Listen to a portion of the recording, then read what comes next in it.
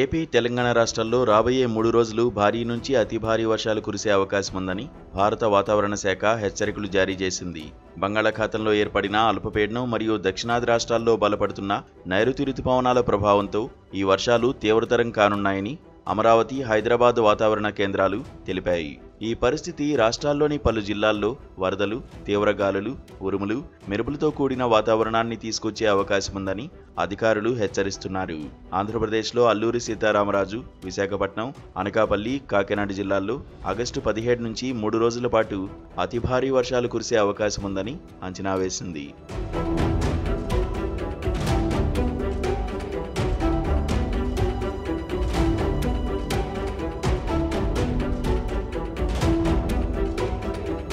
శ్రీకాకుళం, విజయనగరం, పార్వతీపురం మన్యం, కోనసీమ, తూర్పు మరియు పశ్చిమ గోదావరి జిల్లాల్లో కూడా మోస్తరు నుంచి భారీ వర్షాలు నమోదవుతాయని తెలిపింది.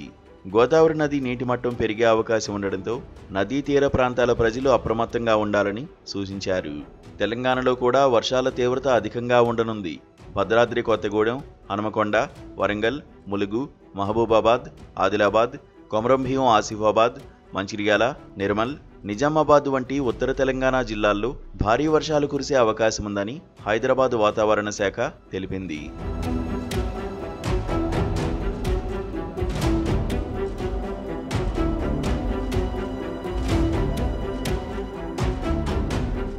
హైదరాబాద్ చుట్టుపక్కల ప్రాంతాల్లో మేఘావృతమైన ఆకాశంతో పాటు మోస్తరు నుంచి భారీ వర్షాలు నమోదవుతాయని అంచనా వేసింది.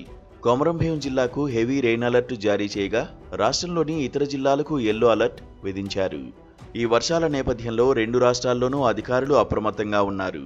లోతట్టు ప్రాంతాల్లో నివసించే ప్రజలు సురక్షిత ప్రాంతాలకు తరలి వెళ్లాలని, అత్యవసరం కాని ప్రయాణాలను వాయిదా వేయాలని సూచించారు. మత్స్యకారులు ఆగస్టు 20 వరకు సముద్రంలోకి వెళ్లవద్దని హెచ్చరికలు జారీ చేశారు.